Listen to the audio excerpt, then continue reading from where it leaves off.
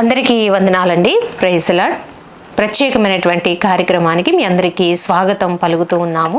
ఈరోజు మన ప్రత్యేకమైనటువంటి శిలువ ధ్యానాలలో భాగమైనటువంటి ఒక అంశాన్ని మనం ధ్యానం చేసుకుందామండి. యేసు ప్రభు వారిని శిలువ వేసి ఉన్నారు కదా, ఆ సమయంలో ఒక శతాధిపతి అధికారి రోమా చక్రవర్తి క్రింద పనిచేసేటువంటి ఒక సైన్యాధికారి 100 మందికి అధికారిగా ఉన్నటువంటి ఒక శతాధిపతి గురించి, అలాగే యేసు ప్రభు వారు శిలువ మరణంలో వ్రేలాడినప్పుడు అక్కడ జరిగినటువంటి కొన్ని మర్మయుక్తమైనటువంటి విషయాల గురించి ధ్యానం చేసుకుందామండి.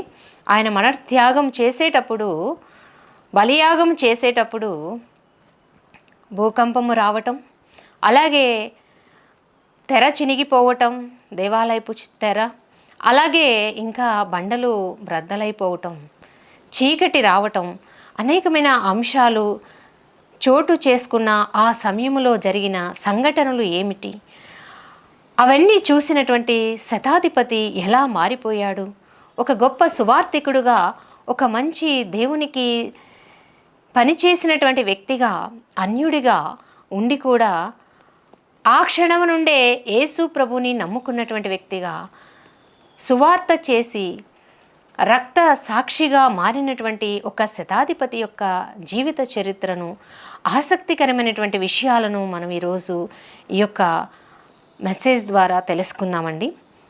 దీనికి ఆధారంగా మత్తయి సువార్త 27వ అధ్యాయం 54వ వచనం, అలాగే మార్కు సువార్త 15వ అధ్యాయం 39వ వచనం, లూకా సువార్త 23వ అధ్యాయం 47వ వచనం, యోహాను సువార్త 19వ అధ్యాయం 34 వచనాలు మనం గమనించినట్లయితే అక్కడ యేసుక్రీస్తు వారి యొక్క మరణ త్యాగం గురించి ఉందండి. ఆ మరణ త్యాగము జరిగిన సమయంలో అక్కడ ఒక శతాధిపతి ఉన్నాడు. ఆ శతాధిపతి ఎంతో ఆసక్తికరమైనటువంటి వాక్కులను యేసయ్య గురించి మాట్లాడిన విధానం అక్కడ మనం గమనించగలుగుతాం. అక్కడ భూకంపం వచ్చింది, అలాగే ఇంకా బండలు బ్రద్దలైని.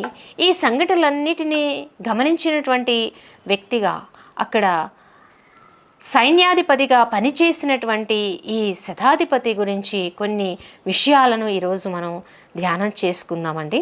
ఈ యొక్క శతాధిపతి గురించి 4 సువార్తలలో ఒక్క విషయము, 2 విషయాలే రాయబడి ఉన్నాయి. అంటే ఆయన చనిపోయినప్పుడు ఆయన ప్రక్కటెముకలలో నుండి నీరు రక్తము రావటం గమనించినటువంటి శతాధిపతి అంటాడు కదా, నిజముగా ఈయన దేవుని కుమారుడే అని సజీవ సాక్ష్యం ఇచ్చినట్లు, ఆ క్షణమే మారినట్లు, ఒక అన్యుడిగా ఉండి అతను దేవుని వైపు త్రిప్పబడిన వాడిగా, ఒక గొప్ప సువార్థికుడిగా మారిన విధానం అక్కడ మనం చూస్తామండి. బైబిల్ గ్రంథంలో ఇతని యొక్క పేరును రాయబడలేదు, ఇతని యొక్క డీటెయిల్స్ అంత క్లియర్గా లేవు. కానీ ఒక అన్య విశ్వాసిగా ఉండి, అన్యుడిగా ఉండి, శతాధిపతిగా ఉండి, ఒక అధికారిగా ఉండి ఇతను తర్వాత మారిపోవటం, దేవుని కొరకు నిలబడటం అనేటువంటి విషయాలు మనం గమనించగలమండి. ఈ శతాధిపతి గురించి బైబిల్ గ్రంథంలో 1-2 మాటలే ఉన్నాయి. కానీ మనకి నికోదేము సువార్త అనేటువంటి పుస్తకంలో, అంటే ప్రియులారా, బైబిల్ గ్రంథం ఆధారంగా చేసుకొని ఈ యొక్క సంఘటనలు, యేసయ్య జననము, మరి మరణ పునరుద్ధాన సమయంలో జరిగిన అనేక సంఘటనల కొరకు ఇంకా చాలా పుస్తకాలు ఉంటాయి, మనము చదవాలే. కానీ ఎన్నో పుస్తకాలు ఉంటాయి. అందులో ఆధారితంగా ఇతని జీవిత చరిత్ర క్షుణ్ణముగా, స్పష్టముగా ఇతని పేరు బైబిల్ గ్రంథంలో రాయబడకపోయినా కూడా ఈ యొక్క అపోక్రిఫల్ అనేటువంటి గ్రంథములో, గాస్పల్ ఆఫ్ నికోడమస్ అనేటువంటి గ్రంథములో ఇతని పేరు, ఇతని జీవిత చరిత్ర, ఇతని దేవుని కొరకు తర్వాత ఎలా సువార్త ప్రకటించాడు అనేటువంటి అనేకమైన విషయాలను అక్కడ మనం చూడగలుగుతామండి. ఇతని పేరు ఏంటి, చారిత్రక ఆధారాల ప్రకారం అని మనం ఆలోచన చేస్తే సెంట్ లాంజినస్గా ఇతను పిలువబడ్డాడు. ఒక రోమా సైనికుడిగా ఉండి, ఒక ఉన్నతమైన పదవిలో ఉండి, బాధ్యత కలిగిన వాడిగా రోమా సైన్యాన్ని నడిపిస్తూ, పొంతు పిలాతు చెప్పినటువంటి ఆజ్ఞలను నెరవేరుస్తూ, అంటే సిలువలో ఎవరిని మరి మరణము జరిగించే విధానము, సిలువ వేసే విధానాన్ని, అటువంటి బాధ్యతలన్నీ ఇతనికి అప్పచెప్పినట్లు ఆ గవర్నమెంట్లో ఒక సైనికుడిగా ఇతను మనకి కనిపిస్తున్నాడు. సైనికుని యొక్క, శతాధిపతి యొక్క అధికారాలు మనం గమనించినట్లయితే ఒక సైనికుడి కంటే ఇతనికి 15 నుండి 20 రెట్ల జీతం ఎక్కువగా ఉంటుందండి. కఠినమైనటువంటి క్రమశిక్షణతో కూడినటువంటి విధానంలో వారు రోమా సైనికులుగా తయారు అవ్వటం అనేది మనం అక్కడ చూస్తూ ఉంటాము. ఇతను మరి అన్ని రకాలుగా రోమా గవర్నమెంట్కి న్యాయం చేసేటువంటి వ్యక్తిగా ఉండాలి. ఆనాడు రాజుని దైవంగా కొలవాలి, పిలాతుని, అలాగే మరి అక్కడ ఉన్నటువంటి రాజుగా ఉన్న వ్యక్తులనే వారు కొలవాలి. కానీ వేరే రాజులను ఒప్పుకోవటానికి కానీ వేరే రాజులను కొలవటానికి మాత్రం ఏ మాత్రము కూడా అవకాశం లేని సందర్భంలో ఇతను అక్కడ యేసయ్యని మరి సిలువ వేసే సందర్భంలో జరిగిన సంఘటనలను బట్టండి ఇతను మారిపోవటం అనేది మనం చూస్తాం. మరి ముఖ్యంగా సైనికుల యొక్క అధికారాలు మనం గమనిస్తే ఒక 100 మందికి అధికారిగా ఉన్నాడు. మరణశిక్షలు అమలు చేయగలిగినటువంటి అధికారం కలిగిన వాడిగా ఉన్నాడు. సిలువ పైన వేలాడే వ్యక్తి చనిపోయాడా లేదా అని నిర్ధారణ చేసేటువంటి అధికారం ఇతనికి ఉంది. గొప్ప అధికారమే ఉన్నప్పటికీ కూడా యేసయ్యను సిలువేసిన సందర్భంలో అతను అక్కడ ఉండి అన్నీ గమనించాడండి. ఏమేం జరుగుతుంది, సృష్టి ఏ రకముగా మరి మారిపోతుంది, ఏ రకంగా మౌనం వహించింది, సృష్టిలో వచ్చిన మార్పులను అతను గమనించిన క్షణాన అతను మారిపోయినటువంటి వ్యక్తిగా, తరువాత తన యొక్క శతాధిపతి అధికారాన్ని విడిచిపెట్టి మంచి సువార్థికుడుగా అతను జీవితాన్ని కొనసాగించినటువంటి వ్యక్తిగా, యేసయ్య కొరకు హతసాక్షిగా, రక్తసాక్షిగా మారినటువంటి విధానము ఈ యొక్క పుస్తకంలో మనము గాస్పెల్ ఆఫ్ నికోడమస్ అంటే నికోదేము సువార్తలలో మనము ఈ విషయాలన్నీ కూడా గమనించగలుగుతామండి. ఇతను చేతిలో ఉన్నటువంటి బళ్ళెమునకు కూడా చాలా ప్రాముఖ్యత ఉన్నట్లు ఆ రోజులలో మనము గమనించవచ్చు. ఎందుకంటే రోమా సైన్యాధికారుల యొద్ద ఒక ద్రాక్ష చెక్కతో చేయబడినటువంటి ఒక కర్ర ఉంటుంది. అది వారి యొక్క గొప్ప అధికారాన్ని సూచించే విధానంలో ఉంది. అది రాచరికానికి సాదృశ్యంగా ఉంది. ఇంకా వాళ్ళు వెండితో కూడినటువంటి డాలులను, అలాగే ఇంకా ఆ యొక్క యుద్ధ కవచాలను కలిగిన వారిగా ఉంటారు. ప్రత్యేకమైనటువంటి పాదరక్షణలు వేసుకున్న వారిగా యుద్ధంలో మరి యుద్ధం చేసేటప్పుడు జారిపోకుండా ప్రత్యేకంగా నడిచే విధానంలో వారి చెప్పులను తయారు చేసుకునే విధానం మనం అక్కడ చూస్తాం. ఎంతో అధికారం ఉన్నటువంటి ఈ యొక్క అధికారి రాజునే దేవుడుగా కొలవవలసిన విధానము మనం గమనించినప్పుడు అవన్నీ గమనించాడు. సిలువలో ప్రభు పడుతున్న వేదనను గమనించాడు. చరిత్రలో అండి కొన్ని ఆధారాలు, కొన్ని మాటలు, కొన్ని జరిగినటువంటి ఓరల్ ట్రెడిషనల్ ప్రకారం ఆ కాలంలో ఈ శతాధిపతి యేసయ్య చనిపోయే సమయానికి ఆ సిలువ యొద్ద ఉన్నట్టు ఆ కొండపైన యేసయ్యను ప్రక్కటెముకలో పొడిచినట్లు, ఆ పొడిచిన సమయంలో అక్కడ మనం గమనించినట్లయితే నీరు రక్తము ఆ గాయంలో నుండి వచ్చినట్లు, ఆ నీరు రక్తము, ఆ రక్తము ఎప్పుడైతే బయటకు వచ్చిందో బల్లెముతో పొడిచినప్పుడు ఆ రక్తం అనేది అతని కంటిలో పడినట్లు, కంటికి స్వస్థత వచ్చినట్లు ఆనాటి సమాజంలో ఒక నానుడు ఉందండి. ఈ సైన్యాధిపతికి కంటి సమస్య ఉంది. యేసయ్య రక్తము ఎప్పుడైతే చిందిందో, ఆ కంటిని తాకిందో అతనికి స్వస్థత వచ్చిందని, ఆ సందర్భంలోనూ ఇంకా సూపర్ న్యాచురల్ పవర్స్ కలిగిన యేసయ్య చనిపోయే సమయంలో భూకంపం రావటం, చీకటి పడటం, ఇంకా అనేకమైనటువంటి అద్భుతాలు జరిగిన సందర్భంలో ఇతను మారిపోవటం అనేది మనం చూస్తాము.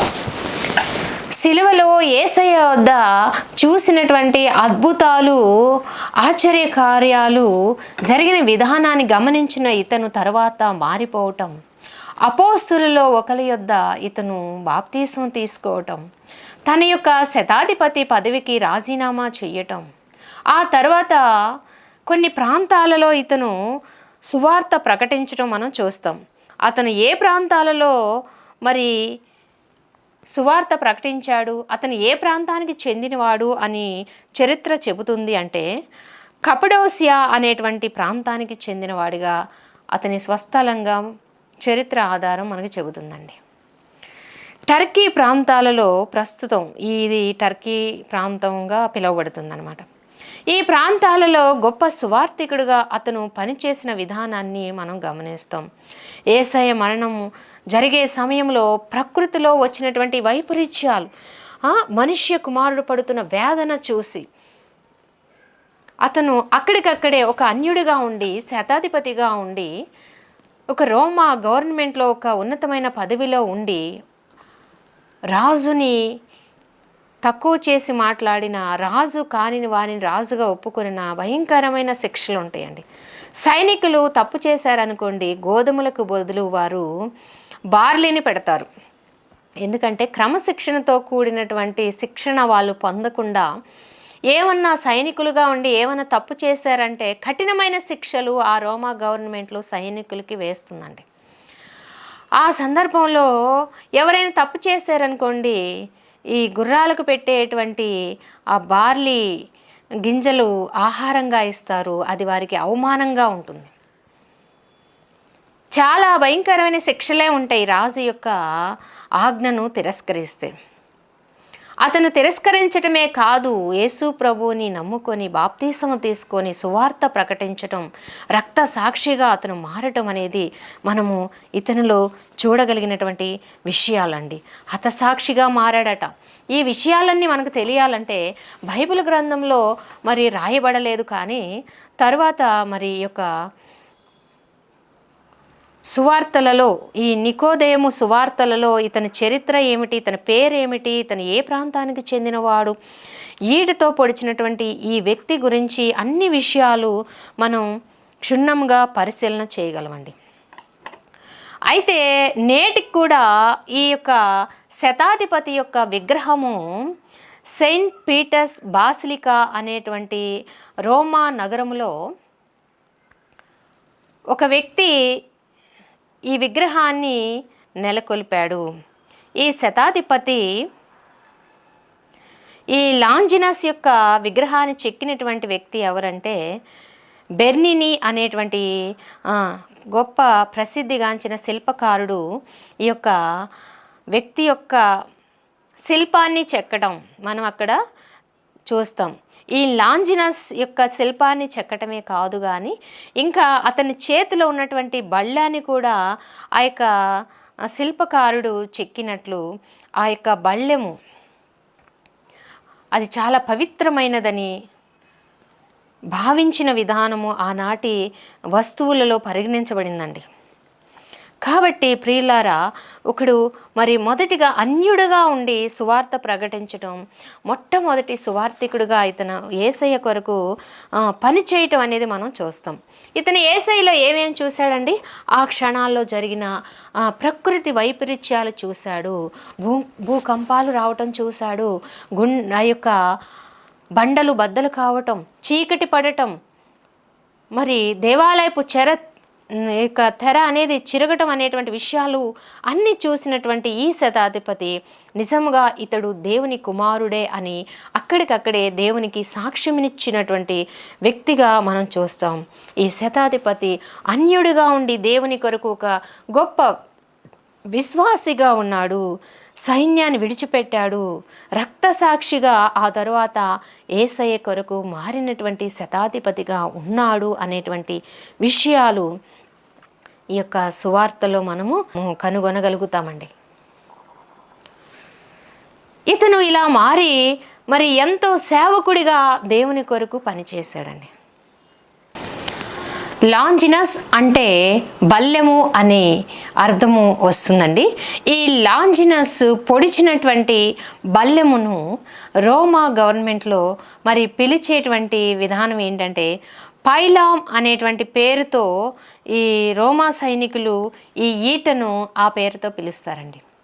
లాంజినస్ అంటే ఈట, బల్లెము అని అర్థం వస్తే ఈ యొక్క ఈటను హోలీ ల్యాన్స్గా ప్రకటించారు. అంటే యేసయ్యను పొడిచినటువంటి ఆ ప్రక్కలో పొడిచినటువంటి బల్లెమును ఆ తరువాత ఒక మంచి ప్లేస్లో వాటిని భద్రపరిచిన విధానము కూడా మనము చూస్తామన్నమాట. ఈ గవర్నమెంట్లో మరి పనిచేసిన ఇతను యేసయ్య కొరకు ఎంతగానో పనిచేశాడు. యేసయ్యను పొడిచినటువంటి ఆ యొక్క ఈట, బల్లెము గురించి కూడా మనం ఆలోచన చేస్తే దీని కొన, ఈ చివరి కొన, బల్లెం యొక్క చివరి కొన ఎలా ఉంటుందంటేనండి త్రిభుజాకారంలో ఉంటుంది, చాలా పదునుగా ఉంటుంది. శత్రువుల గుండెలు చీల్చుకొని వెళ్ళేటువంటి ఒక బల్లెముగా ఇది తయారు చేసే విధానం మనం చూస్తాం. ఈ ఈట చివరిలో ఉండేటువంటి ఈ ఇనుప తాడు వంటిది ఉన్నప్పుడు అదేంటంటే శత్రువుల గుండెలో పొడుచుకున్నప్పుడు చాలా బలంగా ఉంటుంది. ఈ యొక్క మరి భాగం ఎలా ఉంటుందంటే 2 అడుగులు పొడవు ఉంటుందన్నమాట. ఈ ఇనుపుతో చేయబడిన ఆ త్రిభుజాకారపు బాణములాగా ఉండేటువంటి ఈట చివరి భాగము 2 అడుగుల పొడవు ఉండే విధానంగా చూస్తాము. ఇది మరి ప్రత్యేకంగా ఉన్నట్లు, ఇతని విగ్రహము చెక్కించినట్లుగా, ఇతను మరి యేసయ్యను నిజంగా ఇతను దేవుని కుమారుడని ఒప్పుకునే విధానము సిలువలోనే మనం గమనిస్తాం. అది మనకి స్పష్టంగా బైబిల్. ఈ సెంట్ లాంజినస్ అనేటువంటి శతాధిపతి కొన్ని రోజులకు ఆ ప్రాంతంలోనే, కపడోసియా ప్రాంతంలోనే యేసుక్రీస్తు వారి కొరకు సాక్షిగా, హతసాక్షిగా, రక్తసాక్షిగా మారినట్లు చరిత్ర ఆధారాలు మనకి తెలియచేస్తున్నాయండి. హోలీ ల్యాండ్స్ అనేటువంటి ఈ ఈటను కూడా మరి భద్రపరిచారు. ఎక్కడ భద్రపరిచారంటే ఇది మరి ఇంపీరియల్ ట్రెజరీలో భద్రపరిచినట్లు, ఇది చారిత్రక పరిశోధనలో ఆయనను పొడిచినటువంటి బల్లెమే అనేటువంటి ఆధారాలు ఉన్నట్లు మనం చూస్తాం. వాటికన్ సిటీలో సెయింట్ పీటర్స్ బాసికాలో ఈ విగ్రహం ఉండి ఆయన చేతిలో ఒక బల్లెం ఉన్నట్లు ఆకారంలో ఒక శిల్పకారుడు వేసినట్లు కూడా మనం చూస్తాం. ఈ సైన్యాధిపతిలో ఈ యొక్క మరి ప్రత్యేకమైనటువంటి వ్యక్తి, ఈ హోలీ ల్యాండ్స్ నుండి మనం నేర్చుకోవాల్సిన విషయాలు ఏంటండి? యేసయ్యను సిలువలో పొడిచినటువంటి వ్యక్తి అక్కడికక్కడే మారిపోవటం, సువార్థికుడిగా మారిపోవటం, బాప్తీసం తీసుకోవటం, తన ఉద్యోగాన్ని విడిచిపెట్టి ఆ తర్వాత ఎంతో గొప్ప సువార్త ప్రకటించే విధానములో అతను మనం చూస్తే అన్యుడిగా ఉండి ఒక అధికారిగా ఉండి మారిపోవటం, సీజర్ యొక్క అధికారానికి వ్యతిరేకముగా అతను ఆ తర్వాత సువార్త ప్రకటించటం, ఇవన్నీ మనం గమనించినప్పుడు మరి మన జీవితాల్లో ఎన్నోసార్లు, ఎన్నో సందర్భాల్లో, ఎన్నో రకాలుగా మరి లెంట్ డేస్ అనేవి 40 దినాలు వస్తున్నాయి పోతున్నాయి, కానీ మారు మనసు కలిగినటువంటి వ్యక్తులుగా మనం కనపడట్లేదండి. ఈ యొక్క హోలీ ల్యాండ్స్ అనేటువంటి వ్యక్తి, ఈ యొక్క హోలీ ల్యాండ్స్ అనేటువంటి బల్లెముతో పొడిచినటువంటి లాంజినస్ అనేటువంటి వ్యక్తి నుండి మనం ఏం నేర్చుకోవాలంటే మారు మనస్సుపు అనుభవాన్ని మనం నేర్చుకునే వారంగా ఉండాలండి. ఇవన్నీ అతని యొక్క జీవితం ద్వారా మనము కనుగొనగలుగుతాము. ఆ సందర్భంలో అండి మరి అక్కడ జరిగినటువంటి విషయాలలో కొన్ని ప్రవచనాల నెరవేర్పు కూడా మనం అక్కడ గమనించగలుగుతాం. అక్కడ మనకి ఒక సంఘటన జరిగిందండి. క్రొత్త నిబంధనకి పాత నిబంధనకి మధ్యలో జరిగినటువంటి ఆ సంఘటన ద్వారా కొన్ని ఆధారితమైనటువంటి అద్భుతాలు అక్కడ జరిగినట్లు మనం చూస్తాం. నిర్గమాకాండం 23వ అధ్యాయం 33వ వచనం మనం గమనించినట్లయితే అక్కడ మోషేకి దేవుడు మరి ప్రత్యక్ష గుడారములో, అలాగే మరి ఆలయములో కూడా, తరువాత కట్టబడినటువంటి ఆలయములో కూడా ఒక మందపాటి తెరను ఏర్పాటు చేయమని చెప్పటం మనం అక్కడ చూస్తాం. పాత నిబంధన గ్రంథంలో ఈ మందపాటి తెర అనేది దేవునికిని మానవునికి మధ్య ఉండవలసినటువంటి తెరగా ఉంది.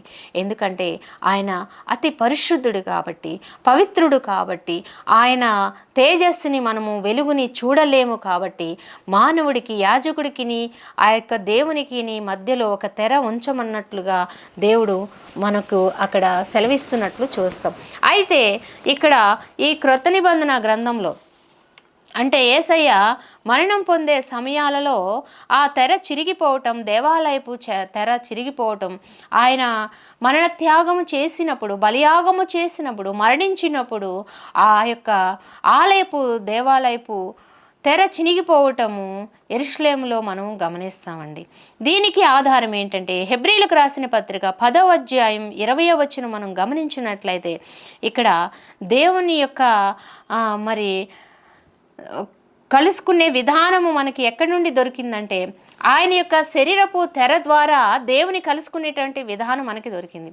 ఆనాడు ప్రత్యక్షపు గుడారంలో పరిశుద్ధ స్థలంలో నుండి అతి పరిశుద్ధ స్థలంలోనికి వెళ్ళాలంటే యాజకుడు ఎంతో పవిత్రంగా ఉండాలి.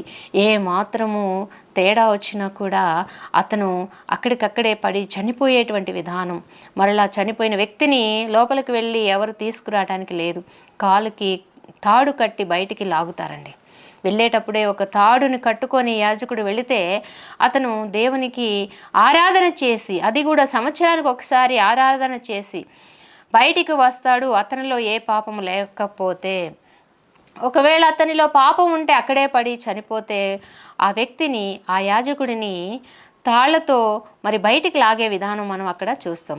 అయితే ఇక్కడ కుమారుడు చేసినటువంటి మరణ త్యాగము ద్వారా దేవునికిని మనకిని మధ్య ఉన్న తెర, అడ్డు గోడగా ఉన్నటువంటి తెర చిరిగిపోయి దేవుడికి మనకి మధ్య ఒక మధ్యవర్తిగా చనిపోయిన యేసుక్రీస్తు వారి మరణము ద్వారా మనకి దేవునితో కలుసుకునేటువంటి గొప్ప అవకాశం ఆయన మనకి కల్పించి ఉన్నారు. అలాగే ఇక్కడ భూకంపం రావటము కూడా ఒక ప్రవచన నెరవేర్పుగానే మనం చూస్తామండి. హగ్గయి 2వ అధ్యాయము 3వ వచనం మనం గమనించినట్లయితే అక్కడ భూమి కంపించటం అనేది మనం చూస్తాం. ఇక్కడ మత్తయి సువార్త 27వ అధ్యాయం 51లో జరిగినటువంటి భూకంపము అక్కడి హగ్గయి 2:26లో కంపించటం అంటే దేవుని యొక్క మహా ఉగ్రత కుమ్మరించబడినప్పుడు భూమి కంపిస్తుందని, దేవుని మాటకు ఆ శక్తి ఉంది అనేటువంటి విషయాలు ఇక్కడ మనకి కనిపిస్తున్నాయి. అలాగే బండలు కూడా బద్దలైనాయండి ఆ కాలంలో. నహూము 1:6 ప్రకారము ఇక్కడ జరిగినటువంటి యేసయ్య మరణంలో మత్తయి సువార్త 27:51 ప్రకారం ప్రవచన నెరవేర్పు అక్కడ మనం చూస్తాము. చూడండి ప్రియులారా, ఆ యొక్క నహూము గ్రంథంలో దేవుని యొక్క ఉగ్రత, దేవుని కోపం వచ్చినప్పుడు బండలు బద్దలు కావటం, అలాగే భూకంపాలు రావటం, అలాగే తెర చిరిగిపోవటం అనేటువంటి విషయాలు మనకి క్షుణ్ణముగా లేఖనాల నెరవేర్పు, పాత నిబంధనకి క్రొత్త నిబంధనకి మధ్యలో ఉన్నటువంటి చీకటిని తొలగించి మరి వెలుగులోకి యేసయ్య మరణము ద్వారా, శిలువయాగము ద్వారా, ఒకేసారి బలిపశువుగా ఆయన శిలువలో మరణించిన విధానము ద్వారా మనందరికీ కూడా దేవుని కుమారులు అవుటకు ఆయన గొప్ప అవకాశాన్ని కల్పించిన విధానం మనం అక్కడ చూడవచ్చు అన్నమాట. ఇన్ని సంఘటనలు మరి యేసయ్య మరణములో, ఆనాడు శిలువ యాగములో, ఆ యొక్క వ్రేలాడు తీయబడిన విధానంలో మనం గమనిస్తాం. ఎన్నో అద్భుతాలు జరిగినాయండి ఆ టైంలో. భూకంపం రావటం, చీకటి పడటం, ఇవన్నీ కూడా దేనికి సాదృశ్యంగా ఉన్నాయంటే మరి ఆ యొక్క మరణం అనేది పాత నిబంధన గ్రంథంలో ప్రవచన నెరవేర్పు. యెషయా గ్రంథం 26:19 మనం గమనించినట్లయితే మృతులైన నీ వారు బ్రతుకుదురు, నా వారి శవము లేచును, భూమి తన మృతులను కన్నట్లు నీవు కనిపెట్టదు. అంటే యేసయ్య చనిపోయిన సమయంలో అండి కొందరు సమాధి చేయబడినటువంటి వారు లేవటం అక్కడ మనం చూస్తాం. కొందరి పరిశుద్ధులు సమాధుల్లో నుండి లేవటం కూడా అక్కడ మనం చూస్తాము. అలాగే ప్రవచన నెరవేర్పు. ఈ ప్రవచనాలన్నీ పాత నిబంధన గ్రంథంలో జరిగినటువంటి ప్రవచనాలన్నీ కూడా చక్కగా ఈ యొక్క యేసయ్య శిలువ మరణము పొందినటువంటి ఆ సమయంలో జరిగినట్లు మనం చూస్తాం. హోషియా గ్రంథం 13వ అధ్యాయం 14వ వచనం మనం గమనించినట్లయితే అక్కడ కూడా పాతాళం యొక్క వశము ఉండకుండా నేను వారిని విమోచించుతును, మరణం నుండి వారిని విడిపింతును అంటాడు. అంటే ఆయన చనిపోయిన తర్వాత 3 రోజులు మరి ఆయన నేలలో అంటే భూమిలో ఉండడం, సువార్త ప్రకటించి వాక్యము చెప్పి పాత నిబంధన భక్తులను విడిపించడం అక్కడ మనం గమనిస్తాము. ఈ సమాధులు తెరవబడటం అనేది కూడా ప్రవచన నెరవేర్పుగా ఉంది. ఇవన్నీ కూడండి ఆయనకు మరణంపై ఉన్నటువంటి విజయాలుగా మనము గమనించాల్సిన అవసరము ఎంతైనా ఉంది. చీకటి ఎందుకు పడిందంటారు? మరి చీకటి గురించి దేవాలయపు తెర రెండుగా చిరగటానికి అర్థం ఏంటని మనం ఆలోచన చేస్తే ప్రియులారా, యెరూషలేం దేవాలయంలో పరిశుద్ధ స్థలాన్ని అతి పరిశుద్ధ స్థలాన్ని వేరు చేసే విధంగా ఒక మందపాటి తెర అక్కడ ఉన్నట్లు మనం చూస్తాం అనమాట. అది మరి ప్రధాన యాజకుడు మాత్రమే ఏడాదికి ఒకసారి వెళుతూ ఉంటాడు. ఈ తెరగ చిరగటం అంటే మనుషులకి మధ్య ఉన్నటువంటి దూరాన్ని చెరిపే విధానంగా, అడ్డుగోడలు తీసేసే విధానంలో ఈ యొక్క తెర చిరగటం, తన శరీరం ద్వారా బలియాగం చేసిన విధానం మనం అక్కడ చూడటం మనం చూస్తామండి. ఈ యేసుక్రీస్తు అనే వ్యక్తి ద్వారా, అంటే యేసుక్రీస్తు అనే దైవము ద్వారా ఆయన శరీరం మందు చిరిగిన తెర ద్వారా ఆ యొక్క దేవాలయపు తెర చిరగటం అక్కడ మనం గమనిస్తాం. హెబ్రీలకు రాసిన పత్రిక 10వ అధ్యాయం 19, 20 మనం గమనించినట్లయితే ఆయన యొక్క శరీరం అనే తెర చిరుగుట ద్వారా దేవుని యొద్దకు వెళ్ళేటువంటి మార్గము మానవులకి దొరికినట్లు అక్కడ మరి దేవుడే స్వయంగా ఆ తెర చించి వేశాడనేటువంటి ఉద్దేశము మరి చరిత్రకారులు మనకి తెలియచేసే విధానం మనం చూస్తాం. అంటే మానవులకి ఈ బలులు, ఈ పాత నిబంధనకు సంబంధించిన బలులు ఏమీ అవసరం లేకుండా ఒకేసారి నిత్యమైనటువంటి విమోచన మానవులకి దయచేసిన విధానం అక్కడ మనము చూస్తామండి. భూమి కూడా కంపించటం, బండలు బద్దలు కావటం అనేటువంటి విషయాలు మనం గమనించినట్లయితే తరచుగా భూమి మీద దేవుడు ప్రత్యక్షమైనప్పుడు అండి, సీనాయి పర్వతం మీద మరి దేవుడు దిగి వచ్చినప్పుడు భూమి కంపించింది, బండలు బద్దలైనవి. ఆయన కోపము కూడా మరి రగులుకున్నప్పుడు కూడా ఈ భూమి కంపించటం, భూకంపం రావటం, అలాగే బండలు బద్దలు కావటం అనేటువంటి విషయాన్ని మనము గమనించగలుగుతాము. కాబట్టి ఇక్కడ లోక పాప పరిహార్థ బలిగా మరి ఆయన ఆ కార్యక్రమాన్ని పూర్తి చేసే సమయంలో మరి ఆమోసు రాసినటువంటి ప్రవచనం కూడా అక్కడ నెరవేర్చిన విధానము మనం అక్కడ చూస్తాము. ఈ సృష్టికర్త చనిపోయే సమయంలో సృష్టి తట్టుకొనలేక మౌనము వహించి చీకటి పడి మరి సూర్యాస్తమం అయినట్లు, మరి సూర్యగ్రహణం అయినట్లు అక్కడ జరిగిన సంఘటనలన్నీ కూడా మనకి ఆధారాలుగా చూస్తాము. అలాగే సమాధులు కూడా ఆ సమయంలో తెరవబడటం అనేది, ఇవన్నీ కూడా అండి ప్రవచనాల నెరవేర్పుగా మనం గమనించుకోవచ్చు. ఇది మరి ఆమోసు కూడా ప్రవచించి ఉన్నాడు. పాత నిబంధన గ్రంథంలో 8, 9వ వచనాలలో ఆమోసు గ్రంథం 8వ అధ్యాయం 9వ వచనం మనం గమనించినట్లయితే అక్కడ చీకటి పడటం, సూర్యుడు అస్తమించటం అనేటువంటి ప్రవచనం నెరవేర్పు ఈ సిలువలో జరిగిన విధానము మనము అక్కడ చూస్తాము. ఎవరి కోసం అండి ఇదంతా కూడా? దేవుడు చేసినటువంటి త్యాగము, ప్రాణత్యాగం అనేది ఆ క్షణములలో కుమారుడు పెట్టేటువంటి ఆ యొక్క బాధని చూడలేక, వేదన చూడలేక, కన్నీరు చూడలేక తండ్రి అంట ఒక క్షణము తన యొక్క ముఖమును త్రిప్పుకున్న విధానము అని మార్టిన్ లూథరన్ వర్ణించి చెప్పిన విధానం అక్కడ మనం చూస్తాము. తండ్రి అయిన దేవుడు మరి కుమారుడు మొరపెట్టే సమయంలో నా దేవా నా దేవా నన్నెందుకు చెయ్యి విడిచితివి అనేటువంటి విషయాన్ని గుర్తు చేస్తున్న సమయంలో తండ్రి ఒక్క క్షణము తన యొక్క ముఖమును తిప్పుకొని వీపుని చూపించాడు అనేటువంటి విషయాన్ని మార్టిన్ లూథర్ అనేటువంటి భక్తుడు తెలియపరచడం మనం అక్కడ చూస్తాము. అంటే ఈ సమయంలో సృష్టికర్త పడుతున్న బాధను చూడలేక సృష్టి కూడా విలవ తాండం ఆడినట్లు, అంటే మౌనం వహించినట్లు, చీకటి పడినట్లు అక్కడ మనం గమనిస్తామండి. అంటే పాత నిబంధన ముగింపు, క్రొత్త నిబంధన ఆరంభానికి సాదృశ్యంగా చీకటి కమ్మినట్లుగా కూడా, దేవాలయపు తెర చిరిగినట్లుగా కూడా మనం గమనించవలసిన అవసరం ఎంతైనా ఉందండి. ఎన్నో కార్యాలు మరి ఆ శిలువ మరణముపై, ఆ శిలువ యాగములు, ఆ కొండపై జరిగిన విధానం మనము గమనించవచ్చండి. ఈ యొక్క శతాధిపతి ఈ వ్యక్తి యొక్క జీవితం ద్వారా మనం తెలుసుకోవాల్సిన విషయం ఏంటంటే, మనము మారు మనస్సుపు అనుభవంలోకి రావాలి. ఎన్ని సంవత్సరాలు శ్రమల ధ్యానాలను మనం ధ్యానం చేస్తామండి క్రైస్తవులుగా అయినా కూడా, ఈ యొక్క శ్రమల ధ్యానాలను ఆచారయుక్తముగా మార్చుకునే వారముగా కాక, ఈ యొక్క అన్యుడుగా ఉండి యేసు కొరకు మరి గొప్ప సువార్థికుడిగా పనిచేసిన విధానము ఈ శతాధిపతిలో మనం చూస్తాం. అలాగే ఇంకా అతను మరి మారి ఎన్నో ప్రాంతాలు తిరిగి సువార్త చేసిన వాడిగా ఉన్నాడు. దేవుని కొరకు హతసాక్షిగా మారినటువంటి శతాధిపతిగా ఇతను మనకి కనిపిస్తూ ఉన్నాడు. కాబట్టి ఇతని యొక్క జీవితం ద్వారా మనం ఎలా మన జీవితాన్ని మార్చుకోవాలి, ఎలా ఇతను కన్యుడిగా ఉండి ఒక గొప్ప విశ్వాసిగా మారాడు, దేవుని మరి ఎలా కనుగొన్నాడు, నిజముగా ఇతను దేవుని కుమారుడని ఎలా ఒప్పుకున్నాడు అనేటువంటి విషయాలు మనం పరిశీలన చేస్తే మనకి ఎంతో ఆశ్చర్యాన్ని కలిగిస్తాయండి. అతను ఒక సైన్యాధికారిగా ఉండి ఉద్యోగాన్ని వదిలేసి బాప్తీసం తీసుకొని సువార్త ప్రకటించే విధానము, ఇవన్నీ కూడా మనకి నికోదేము సువార్తల అనేటువంటి పుస్తకాలలో మనకి చరిత్రలో కనిపిస్తూ ఉంటాయి. బైబిల్లో అన్నీ రాయడానికి మరి బైబిల్ సరిపోదు కదండి, ఎన్నో విషయాలు ఉన్నాయి.